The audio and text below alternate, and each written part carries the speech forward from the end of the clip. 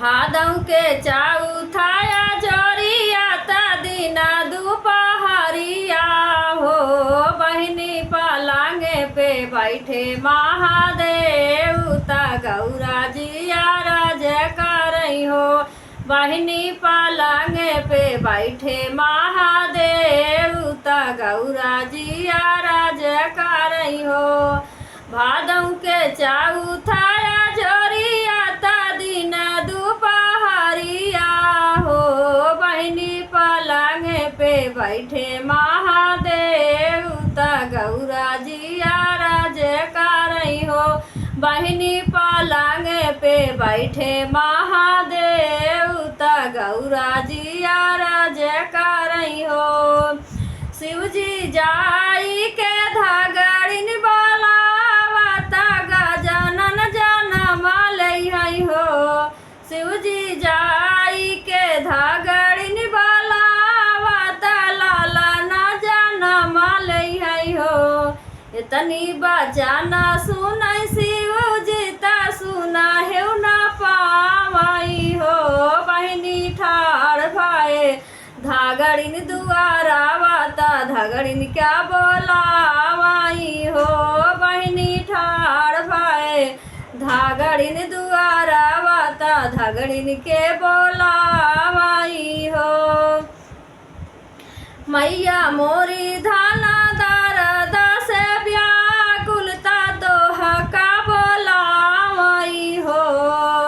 मैया मोरी धाना दर्द से व्याकुलता दोहा का बोलावाई हो। इतनी बचान सुनी धागड़िन ता शिवजी से पूछाई हो। इतनी बचान सुनी धागड़िन ता शिवजी से पूछाई हो। जब तोहरे होई है शिवजी जब तोहरे होई है लाला नावता हमई काऊ देवा हो। इतनी बचन सुना धागड़िन ता शिवजी से पूछाई हो। शिवजी जब तोहरे होई है लाला नावता हमई काऊ देवा हो। शिवजी जब तोहरे होई है लाला नावता हमई काऊ देवा हो। हंसी हंसी के बोलाई महादेव सुना मोरी मैया हो। मैया जब हमारे होई है लाला नावता सोनावा लुटाऊ बाई हो।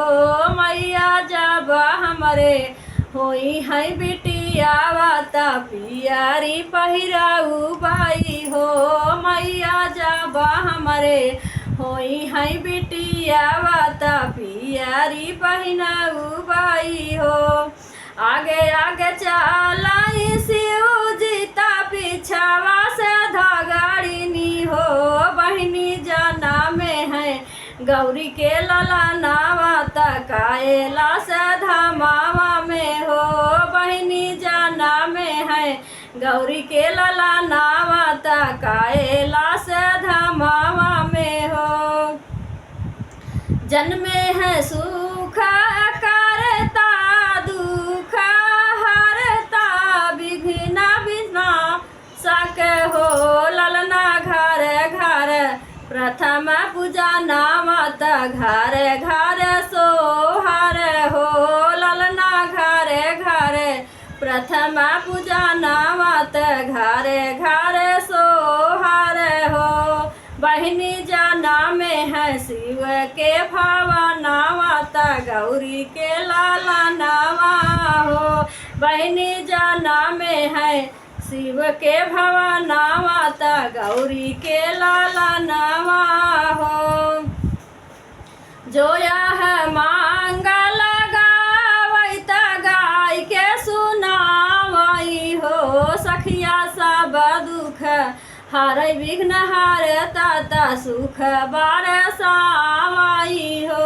सखिया सब दुख हारै विघ्न हारता ता सुख बरसावई हो।